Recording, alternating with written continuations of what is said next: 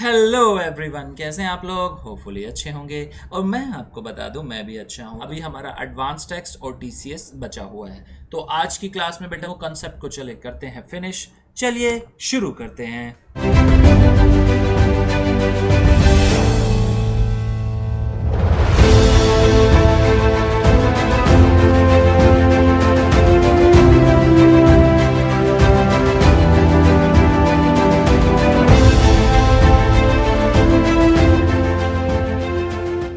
चलिए बेटा, बात करते हैं एडवांस टैक्स की। एडवांस पेमेंट ऑफ टैक्स, जैसा कि बेटा नाम से पता चल रहा है, टैक्स की जो पेमेंट की जा रही है वो एडवांस की जा रही है। तो लायबिलिटी के बारे में बात करते हैं, कब लायबिलिटी अराइज होती है बेटा। तो सेक्शन 208 लायबिलिटी डिफाइन करता है, obligation to pay advance tax arises in every case where the advance tax is payable 10,000 और मोर। जहां पर बेटा टैक्स जो है असेसी का वो 10,000 या उससे ज़्यादा पेबल है, तो उस केस में असेसी के ऊपर एडवांस टैक्स के प्रोविजन लग जाएंगे। बात करते हैं नोट की। An assessee who is liable to pay advance tax of less than 10,000 will not be saddled with interest under section 234B and C। तो नोट बात करता है बेटा, जहां पर असेसी का जो टैक्स पेबल है वो 10,000 से कम है, तो उस केस में interest under section 234B and C ये एप्लीकेबल नहीं होते, लेकिन 234A इंटरेस्ट उस पर लग जाया करता है। ये तीन तरह के इंटरेस्ट होते हैं, ये हम समझेंगे बेटे अभी सब्सिक्वेंटली चैप्टर में पढ़ते पढ़ते। ठीक है, चलिए नेक्स्ट। सीनियर सिटीजन के केस में एडवांस टैक्स के जो प्रोविजन है बेटा वो लिबरल कर दिए गए हैं। तो लॉ बात करता है कि वो सीनियर सिटीजन्स जिनकी बेटा पीजीबीपी में कोई भी इनकम टैक्सेबल नहीं है और एज जो है उनकी 60 ईयर्स या उससे ज़्यादा है, तो उस केस में एडवांस टैक्स के प्रोविजन उन पर एप्लीकेबल नहीं होंगे। एक बात यहाँ पर ध्यान देना बेटा, यहाँ पर जो सीनियर सिटीजन कवर किए गए हैं वो किए गए हैं रेजिडेंट। ठीक है, तो क्रक्स क्या बना प्रोविजन का? क्रक्स ये बना कि अगर एक पर्सन जिसका टैक्स 10,000 या उससे ज़्यादा पेबल है तो उस पर एडवांस टैक्स के प्रोविजन लग जाएंगे। साथ ही इसकी एक एक्सेप्शन है। एक्सेप्शन बात करती है कि एक रेजिडेंट सीनियर सिटीजन जिनकी इनकम पीजीबीपी में टैक्सेबल नहीं है उन पर बेटा एडवांस टैक्स के प्रोविजन एप्लीकेबल नहीं होंगे। ठीक है, कंप्यूटेशन ऑफ एडवांस टैक्स। तो सिंपल बेटा, असेसी जो अपनी करंट इनकम है उसको एस्टिमेट करेगा कि इतनी उसकी इनकम हो सकती है इस फाइनेंशियल ईयर में, और एस्टिमेटेड इनकम पर फिर वो टैक्स की जो है कंप्यूटेशन करेगा। अगर टैक्स बेटा 10,000 से ज़्यादा आ जाएगा तो उस केस में एडवांस टैक्स के प्रोविजन लग जाएंगे। ठीक है, फर्स्ट और सेकंड बेटा ये प्रोविजन बात करते हैं।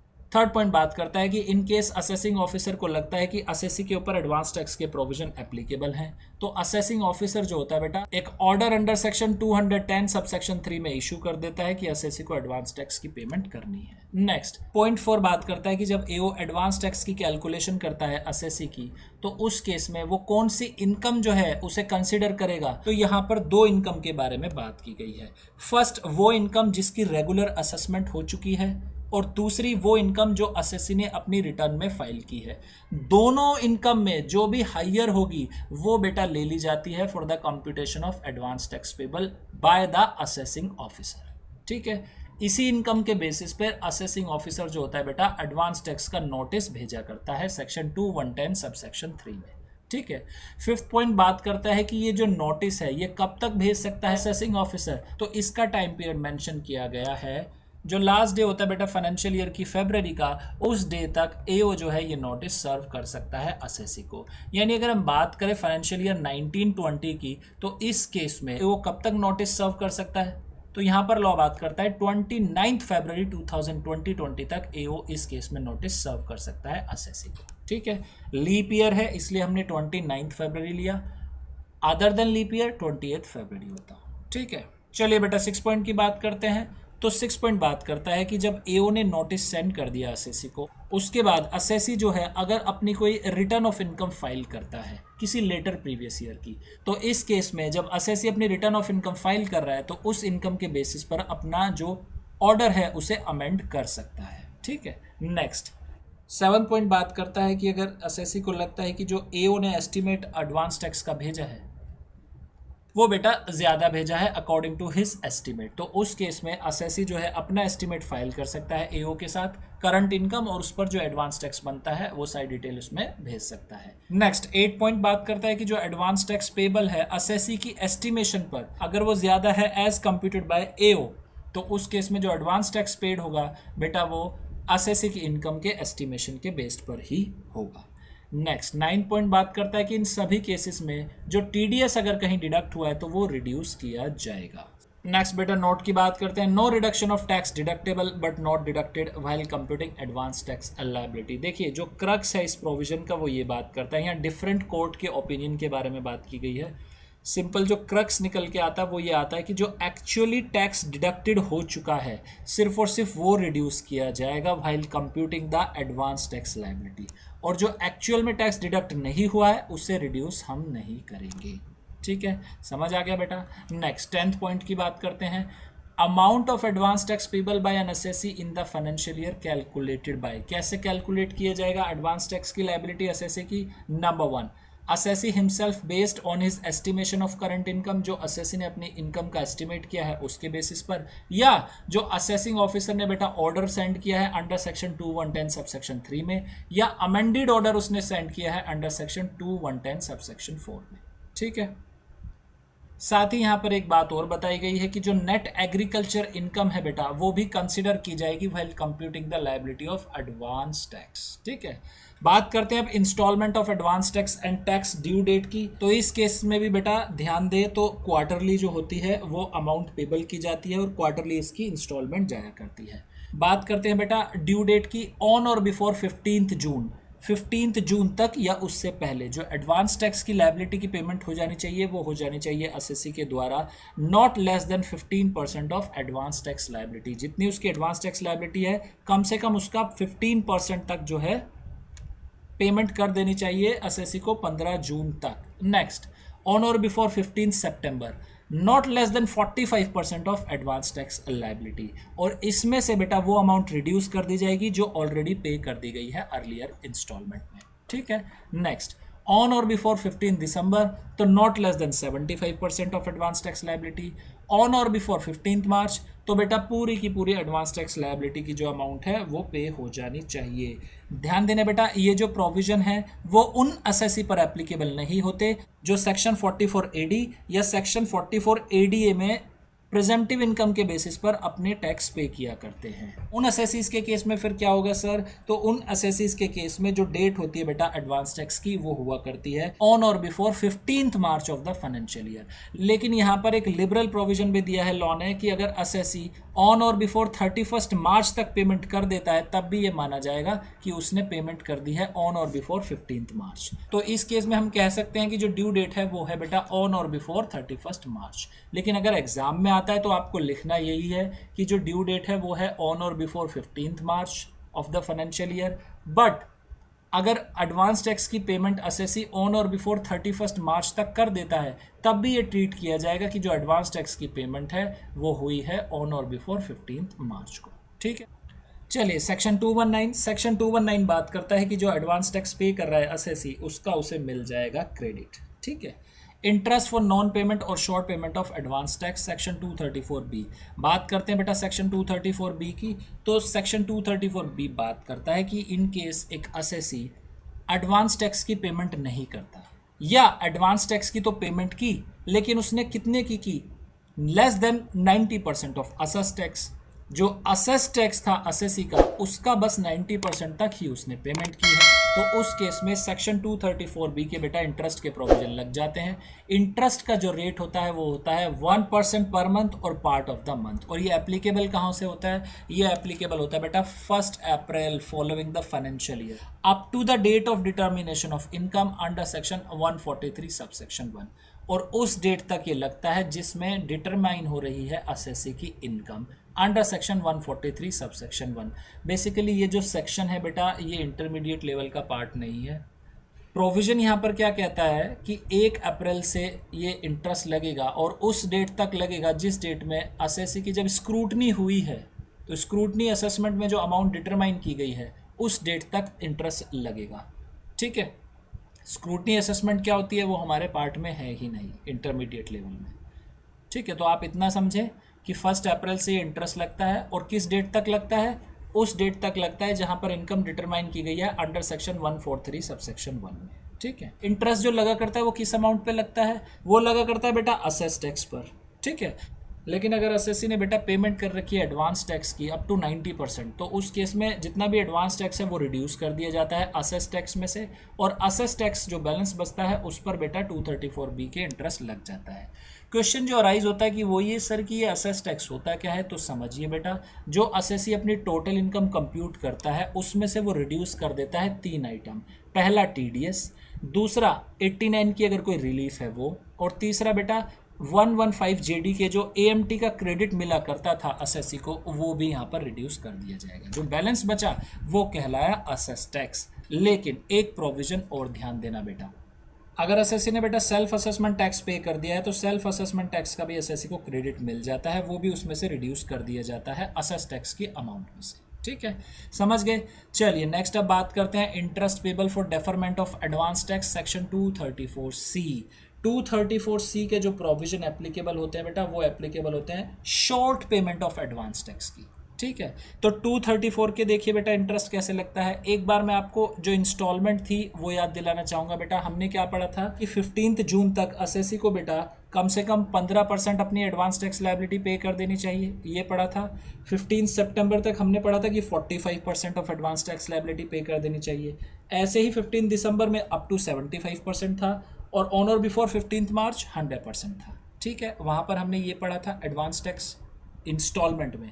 यहाँ पर जो हम पढ़ रहे हैं वो ये पढ़ रहे हैं कि अगर एसएससी ने 15 जून तक जितना टैक्स बना एसएससी का उसका 15% अगर पे नहीं किया तो बेटा उस पर फिर 234C के प्रोविजन एप्लीकेबल हो जाएंगे।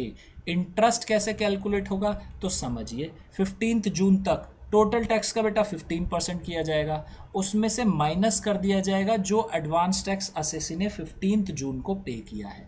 अगर ये अमाउंट पॉजिटिव आती है तो इस पे लगेगा बेटा इंटरेस्ट 1% पर मंथ के हिसाब से 3 महीनों का। ठीक है, ऐसे ही फिर आगे के प्रोविजन कंटिन्यू होंगे।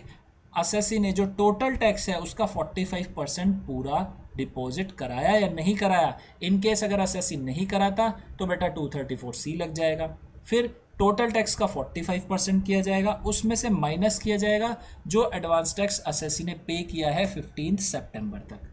ये अमाउंट पॉजिटिव आती है तो इंटरेस्ट लगेगा 1% per month for the 3 months. ठीक है, नेक्स्ट 15 दिसंबर को 75% देखा जाएगा। अगर 75% से कम पे किया है टोटल टैक्स का तो बेटा फिर से इंटरेस्ट लग जाएगा 1% 3 महीनों के लिए, 1% पर मंथ 3 मंथ्स के लिए।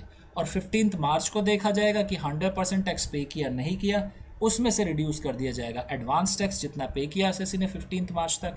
ये अमाउंट पॉजिटिव आती है तो इंटरेस्ट लगेगा बेटा 1 महीने का, ध्यान देना 3 महीनों का नहीं लगेगा, यहाँ पर 1 महीने का लगेगा 1% के रेट से।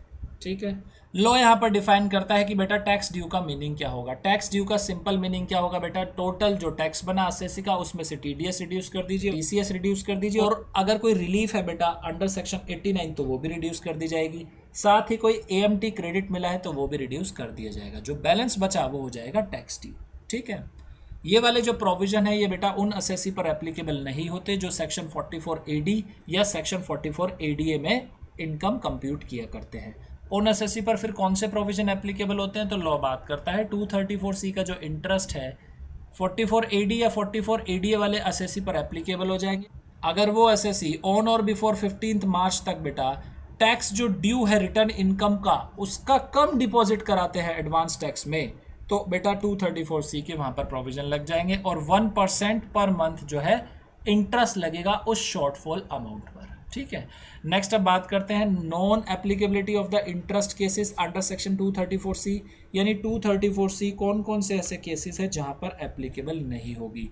Interest under section 234C shall not be leviable in respect of any shortfall in payment of tax due on the return income। देखिए बेटा अभी हमने 234C के प्रोविजन पढ़े, उसमें हमने पढ़ा कि अगर कोई शॉर्टफॉल होता है tax due on return income का तो उस पर बेटा 234C का इंटरेस्ट लग जाता है। लॉ यहाँ पर बात करता है कि tax due on return income का शॉर्टफॉल हो जाए लेकिन इन इनकम की वजह से हो तो वहाँ पर 234C के प्रोविजन एप्लीकेबल नहीं होंगे। नंबर 1, कौन सी इनकम हो, कोई कैपिटल गेन की अमाउंट है उस वजह से शॉर्टफॉल हो गया, एसएससी टैक्स नहीं दे पाया तो बेटा एग्जेम्प्ट है। कोई winnings from lottery crossword puzzle वाली इनकम है तो बेटा एग्जेम्प्ट है। फर्स्ट टाइम एसएससी क्या कर रहा है, पीजीबीपी का बिजनेस कर रहा है तो उस वजह से शॉर्टफॉल हो गया तब भी बेटा 234C के इंटरेस्ट नहीं लगेंगे। 115 BBDA वाला डिविडेंड है, यानी बेटा डिविडेंड रिसीव हो रहा है एसएससी को 10 लाख से ज़्यादा एक्सीड कर रहा है, तो उस केस में जितनी भी इनकम होगी, इन इनकम पर टैक्स की शॉर्टफॉल हो गई है एसएससी की, तो बेटा उन पर 234C के प्रोविजन एप्लीकेबल नहीं होंगे। चलिए यहाँ पर बेटा हमारे एडवांस टैक्स के प्रोविजन खत्म होते हैं। चलिए बेटा बात करते हैं टीसीएस की, टैक्स कलेक्शन एट सोर्स। तो समझिए बेटा ये टीसीएस है क्या। अर्लियर हमने टीडीएस पढ़ा, वहाँ पर क्या था, सेंट्रल गवर्नमेंट ने कुछ ट्रांजैक्शन स्पेसिफाई की थी। उन ट्रांजैक्शन में जो पेयर होता था, जब भी वो पेमेंट करेगा तो उन पेमेंट करने पर उसे टैक्स को डिडक्ट करना होता था, वो कहलाता था बेटा हमारा टीडीएस। यहाँ पर क्या है, यहाँ पर बेटा गुड्स के रिगार्डिंग ट्रांजैक्शन हो रही है। हालांकि गुड्स के अलावा कुछ राइट, लीज या लाइसेंस के भी ट्रांजैक्शन है, वो हम डील करेंगे सेक्शन 206 सबसेक्शन 1C में। तो यहाँ पर जो मेजर रोल है बेटा वो बायर और सेलर का है। तो टीसीएस के केस में बेटा सर्टेन ट्रांजैक्शन बताई गई हैं with respect to certain goods. उन केसेस में सेलर जो है बायर से एक टैक्स की अमाउंट कलेक्ट करेगा, वो कहलाएगा बेटा TCS, tax collection at source. ठीक है, फिर जो बायर होगा, जो टैक्स उसने सेलर को दिया है, अपनी जब रिटर्न फाइल करेगा उसका क्रेडिट वो ले लेगा। ठीक है, समझ आ गया आपको। हालांकि रेट यहाँ पर बहुत कम है और ट्रांजैक्शन भी बहुत कम है एज कंपेयर टू टीडीएस, तो बहुत ही हमारा छोटा सा प्रोविजन है ये। चलिए शुरू करते हैं। Nature of goods, alcoholic liquor for human consumption. इस केस में बेटा जो रेट है टीसीएस का वो है 1%, यानी जो सेलर होगा अल्कोहलिक लिकर का यूमन कंजम्पशन वाली, तो उस केस में सेलर बायर से 1% जो है बेटा कलेक्ट करेगा एज ए टैक्स। ठीक है, टेंडू लीव्स के केस में 5%, timber obtained under a forest lease 2.5%, timber obtained by any mode other than C, उसमें बेटा 2.5%, any other forest produce not being timber or tendu leaves, तो उस केस में बेटा 2.5% फिर से।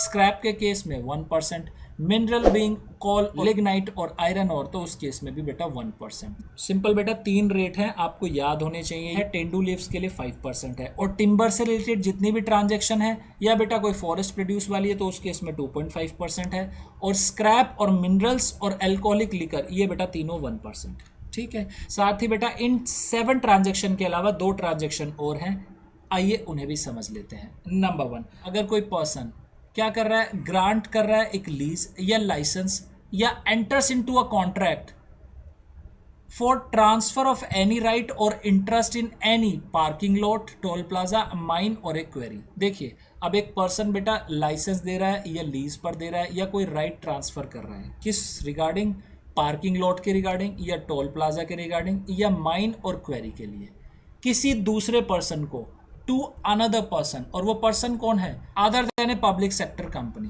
तो उस केस में बेटा जो लाइसेंसर है या लीजर है या ग्रांटर है, उस लाइसेंसी से या लेसी से या ग्रांटी से टीसीएस कलेक्ट करेगा एट द रेट ऑफ 2%। ठीक है, समझ आ गया। यानी parking lot, toll plaza, mine और क्वेरी के केस में जो टीसीएस का रेट है वो है बेटा 2%। नेक्स्ट, अगर कोई सेलर मोटर व्हीकल की सेल करता है और उस मोटर व्हीकल की जो वैल्यू है वो बेटा 10 लाख से एक्सीड करती है, तो उस केस में जो बायर होगा वो सेल कंसिडरेशन का 1% देगा सेलर को। यानी मोटर कार जिनकी वैल्यू एक्सीडिंग 10 लाख है, उस केस में जो टीसीएस का रेट है वो होता है बेटा 1%। समझ आ गया। 9 ट्रांजैक्शन हो गई बेसिकली टीसीएस के केस में जो आपके लिए रेलिवेंट है। 7 ऊपर पड़ी हमने, 2 नीचे। सबसेक्शन 1C प्रोवाइड कराता है बेटा parking lot, toll plaza, mine और क्वेरी के लिए। सेक्शन 1F ये बताता है बेटा मोटर व्हीकल के रिगार्डिंग। ठीक है बेटा, अब बायर और सेलर की जो डेफिनेशन है उसे समझ लेते हैं कि बायर का मतलब क्या है और सेलर का मतलब क्या है। Buyer for subsection 1C of section 206C। देखिए सबसेक्शन 1 कौन सा है, जो बेटा टेबल बना हुआ है ये सबसेक्शन 1 है। सबसेक्शन 1C कौन सा है, जो बेटा toll plaza, parking lot, mine और क्वेरी की बात करता है। उस केसेस के लिए बायर का मतलब क्या है, a person who obtains in any sale by way of auction, tender on any other mode goods of the nature specified in the table in subsection 1 और the right to receive any such goods but does not include. उस केस में बेटा buyer का मतलब है every person, but क्या include नहीं होगा, एक PSU public sector company, central government include नहीं होगी, स्टेट गवर्नमेंट इंक्लूड नहीं होगी, कोई एम्बेसी है वो इंक्लूड नहीं होगी, कोई हाई कमीशन है, कोई लेकेशन है, कमीशन कंसुलेट है या trade representation of foreign state और क्लब है, ये सब इसमें इंक्लूड नहीं होंगे। Next, a buyer in the retail sale of such goods purchase by him for personal consumption, एक बायर जो रिटेल सेल में उन गुड्स को परचेज कर रहा है लेकिन पर्सनल कंजम्पशन के लिए परचेज कर रहा है, तब भी वो बायर नहीं कहलाएगा। ठीक है, समझ आ गया। For subsection 1F of section 206C, 1F कौन सा बेटा, जो मोटर व्हीकल की बात करता था कि अगर 10 लाख से ज़्यादा एक्सीड करती है मोटर व्हीकल तो उस केस में बायर कौन है। A person who obtain in any sale goods of the nature specified therein but does not include, सारे तरह के पर्सन इंक्लूड हैं जो किसी सेल में खरीद रहे हैं वो कार, बट कौन कौन से इंक्लूड नहीं होंगे। सेंट्रल गवर्नमेंट नहीं होगा बेटा, स्टेट गवर्नमेंट नहीं होगा, एम्बेसी नहीं होगी, कोई हाई कमीशन नहीं होगा, लेगेशन कमीशन जो ऊपर हमने पढ़े वो सारे हैं। नेक्स्ट, लोकल अथॉरिटी नहीं होगी, कोई पीएसयू कंपनी जो एंगेज्ड है किस बिजनेस में, बिजनेस ऑफ कैरिंग पैसेंजर्स, तो इन केसेस में बेटा 1% का जो टीसीएस का रेट है वो एप्लीकेबल नहीं होगा। ठीक है, नेक्स्ट सेलर की बात करते हैं। सेलर की जो डेफिनेशन है बेटा ये सबके लिए एप्लीकेबल है। सेलर में क्या क्या इंक्लूड हो सकता है, central government, state government, local authority, corporation, authority establish by central या स्टेट या प्रोविंशियल एक्ट, कोई कंपनी, कोई कोऑपरेटिव सोसाइटी। और सेलर में इंडिविजुअल को भी इंक्लूड किया गया बेटा, एचयूएफ को भी इंक्लूड किया गया है। कौन से इंडिविजुअल है एचयूएफ, जिनका बेटा लास्ट ईयर में टैक्स ऑडिट हुआ हो, वो इंडिविजुअल या एचयूएफ वो भी सेलर है। स्क्रैप की definition, waste and scrap from the manufacture or mechanical working of material which is definitely not usable as such because of breakage, cutting up, wear and other reason. देखिए जो scrap का meaning आमतौर पर हम समझते हैं वही है, कोई मैन्युफैक्चरिंग वेस्टेज है या कोई मैकेनिकल वर्किंग हो रही है वहां पर मटेरियल की वेस्टेज है या कोई कटिंग अप है या कोई अदर रीजन से ये ब्रेकेज वगैरह या कटिंग अप हो रही है तो वो भी स्क्रैप में इंक्लूडेड है। ठीक है बेटा, अब बात करते हैं बेटा उन FAQs की, क्वेश्चन एंड आंसर की, जो CBDT ने रिलीज किए थे। Whether TCS at the rate of 1% on sale of motor vehicle at retail level or also on sale of motor vehicle by manufacturer to dealer or distributor। पहला question बात करता है कि जब सेल हो रही है मोटर व्हीकल की मैन्युफैक्चरर से डीलर को या डिस्ट्रीब्यूटर को, तो उस केस में क्या टीसीएस के प्रोविजन एप्लीकेबल होंगे। तो सीबीडीटी ने बताया कि बेटा जब मैन्युफैक्चरर डीलर या डिस्ट्रीब्यूटर को सेल करता है अपनी मोटर व्हीकल की तो उस केस में बेटा टीसीएस के प्रोविजन एप्लीकेबल नहीं हुआ करते। चलिए next question, whether TCS at the rate of 1% on sale of motor vehicle is applicable only to luxury car. क्या टीसीएस के जो प्रोविजन है वो लग्जरी कार की सेल पर एप्लीकेबल है? आंसर इज नो, ऐसा कुछ भी नहीं था। वैल्यू अगर मोटर कार की एक्सीड करती है 10 लाख की तब बेटा वो 1% की रेट से लग जाया करता था टीसीएस सभी मोटर कार पर। लग्जरी और नॉन लग्जरी का यहाँ पर कोई भी कंसेप्ट नहीं है। Next, whether TCS at the rate of 1% is applicable in the case of sale to government department, embassies, consulate and UN institution of motor vehicle or any other goods or provision of services। क्या TCS के जो provision है वो government department, embassy, कंसलेट या UN institution पर भी applicable है क्या? यहाँ पर हमने पढ़ा था कि बेटा TCS के प्रोविजन इन पर एप्लीकेबल नहीं है। Next, whether TCS is applicable on each sale of motor vehicle or on aggregate value of sale during the year। क्या एग्रीगेट वैल्यू पर एप्लीकेबल होगा या ईच सेल पर होगा? ध्यान करिए बेटा, प्रोविजन क्या बोलते थे कि मोटर कार की जो वैल्यू है अगर एक्सीड करती है 10 लाख से तब एप्लीकेबल होगा। तो इस केस में बेटा ये ईच सेल पर एप्लीकेबल होगा ना कि एग्रीगेट पर। ठीक है, next, whether TCS at the rate of 1% on sale of motor vehicle is applicable in case of an individual। क्या जो TCS है मोटर व्हीकल की सेल पर वो इंडिविजुअल पर भी एप्लीकेबल है क्या? आंसर इज यस बेटा, इंडिविजुअल पर भी एप्लीकेबल है। लेकिन यहाँ पर बेटा ध्यान रखना, इन केस अगर बेटा सेलर इंडिविजुअल है तो TCS के प्रोविजन तभी एप्लीकेबल हो गए अगर इंडिविजुअल का प्रीसीडिंग लास्ट ईयर में टैक्स ऑडिट हुआ हो।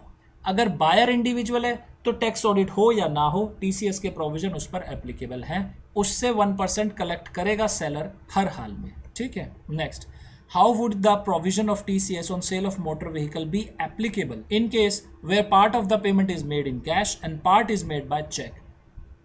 सपोज बेटा 11 लाख की पेमेंट हो रही है, 10 लाख जो है एसएससी चेक से दे रहा है और 1 लाख किससे दे रहा है? कैश से दे रहा है। तो क्या इसमें TCS एप्लीकेबल होगा? Answer is yes. TCS जो एप्लीकेबल होता है वैल्यू ऑफ मोटर व्हीकल पर एप्लीकेबल होता है, ना कि मोड ऑफ पेमेंट के थ्रू। ठीक है बेटा, यहाँ पर हमारे FAQ फिनिश होते हैं। चलिए नेक्स्ट प्रोविजन की बात करते हैं। Time of collection of tax, TCS जो है बेटा वो कब कलेक्ट किया जाएगा?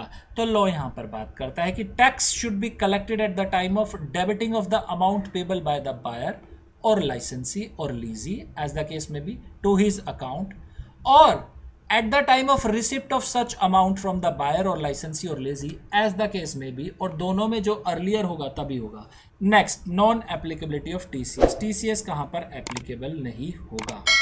तो सेक्शन बेसिकली यहाँ पर एक एग्जेम्पशन प्रोवाइड कराता है कि इन केस जो बायर है बेटा वो गुड्स परचेज कर रहा है for the purpose of manufacturing या प्रोसेसिंग या कोई आर्टिकल और थिंग उसे प्रोड्यूस करनी है, ठीक है, या for the purpose of generation of power and not for the trading purposes, तो उस केस में वो जो बायर है बेटा वो डिक्लेरेशन देगा सेलर को कि मैं ये जो गुड्स लेके जा रहा हूँ इन पर्पजेस के लिए लेके जा रहा हूँ। कौन कौन से purpose? Manufacturing, processing, producing of any article और थिंग, और for the purpose of generation of power, ठीक है। ट्रेडिंग पर्पज इंक्लूड नहीं है, ट्रेडिंग के लिए लेके जाएगा टीसीएस लग जाएगा, ठीक है। साथ ही यहाँ पर ध्यान देना, ये जो बायर है ये कौन होना चाहिए? ये बेटा रेजिडेंट होना चाहिए। अगर नॉन रेजिडेंट है ये बायर तो बेटा टीसीएस के प्रोविजन फिर लग जाएंगे, ठीक है। चलिए, furnishing of copy of declaration with in specified time, जो डिक्लेरेशन दी है बायर ने, जो पर्सन बेटा कलेक्ट कर रहा है टीसीएस, अब इस केस में डिक्लेरेशन करेगा चीफ कमिश्नर या कमिश्नर को on or before 7th of the month next following the month in which declaration is furnished to him। यानी सपोज अगर जून मंथ में डिक्लेरेशन फाइल की है बायर ने, तो 7 जुलाई तक जो सेलर है वो डिक्लेरेशन प्लस एक स्टेटमेंट वो फर्निश कर देगा बेटे कमिश्नर को या चीफ कमिश्नर को, ठीक है। क्लियर हो गया। TCS to be paid within prescribe time. अब टीसीएस का बेटा टाइम लिमिट देख लेते हैं कि किस टाइम लिमिट तक टीसीएस पे हो जाना चाहिए। तो दो प्रोविजन यहाँ पर भी आएंगे बेटा। अगर टीसीएस कौन कलेक्ट कर रहा है? An office of the government. तो उस केस में where the tax is paid without production of income tax challan, tax जो पे किया जा रहा है विदाउट इनकम टैक्स चालान, तो सेम डे सेम प्रोविजन है बेटा टीडीएस वाले यहाँ पर भी। Where tax is paid accompanied by an income tax challan on or before 7 days from the end of the month in which the collection is made. TDS के जो provision applicable थे an office of the government वाले case में, वो यहाँ पर भी applicable है, सेम है, कोई चेंज नहीं है। Next, collectors other than office of the government, उस केस में within 1 week from the last day of the month in which the collection is made, यानी 7 दिनों के अंदर अंदर, और ये 7 दिन कहाँ से काउंट होंगे? From the last day of the month in which collection is made, जिस महीने में कलेक्शन हुई है उस महीने के एंड से 7 दिनों के अंदर अंदर, ठीक है बेटा। चलिए बेटा नेक्स्ट अब समझते हैं difference between TDS and TCS. TDS is tax deduction and source, TCS is tax collection at source. ये तो सिंपल बेटा एब्रीविएशन दी हुई है। Person responsible for paying is required to deduct tax at source at the prescribe rate. जो person responsible है payment के लिए वो डिडक्ट करते हैं टीडीएस एक प्रिस्क्राइब रेट पर। बात करें बेटा टीसीएस की, तो टीसीएस के केस में जो सेलर होता है वो सर्टेन गुड्स के रिगार्डिंग ये अमाउंट कलेक्ट करता है बायर से, ठीक है। हालांकि गुड्स के अलावा इसमें लाइसेंस और लीज को भी इंक्लूड कर लिया गया है। जैसे हमने समझा था कि पार्किंग लॉट या टोल प्लाजा या माइन और क्वेरी का कोई लाइसेंस या लीज दिया जाता है, तो वो भी बेटा टीसीएस के पर्व्यू में आ जाता है। Next, generally tax is required to be deducted at the time of credit of the account of the payee or at the time of payment, whichever is earlier. However, in case of payment of salary, payment in respect of life insurance policy, tax is required to be deducted at the time of payment.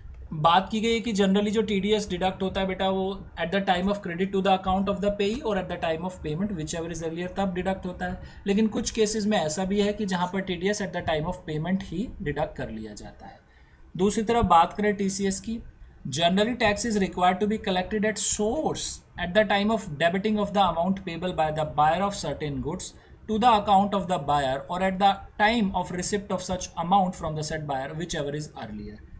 इसमें बिल्कुल reverse provision है कि जब buyer का amount debit किया जा रहा है अमाउंट पेबल के लिए, या बायर जो है अमाउंट दे रहा है, उन दोनों में जो अर्लियर हो तब लग जाता है बेटा TCS. However in case of sale of motor vehicle of value exceeding 10 lakh, tax collection at source is required at the time of receipt of sale consideration. लेकिन बेटा मोटर व्हीकल की सेल में 10 लाख से जहां पर वैल्यू एक्सीड होती है, TCS कब कलेक्ट होता है? Eight the time of receipt of sale consideration, ठीक है। बाकी के जो प्रोविजन है टीसीएस के बेटा वो फाइनल लेवल पर डिस्कस होंगे। Common number for TDS and TCS. अब बात करते हैं बेटा सेक्शन 203 कैपिटल ए की। कौन कौन से ऐसे सेक्शंस हैं, कौन कौन से प्रोविजन है जो कॉमन एप्लीकेबल होते हैं टीडीएस या टीसीएस में? Number 1, person responsible for deducting tax or collecting tax at source should apply to the AO for the allotment of 10 and collection account number.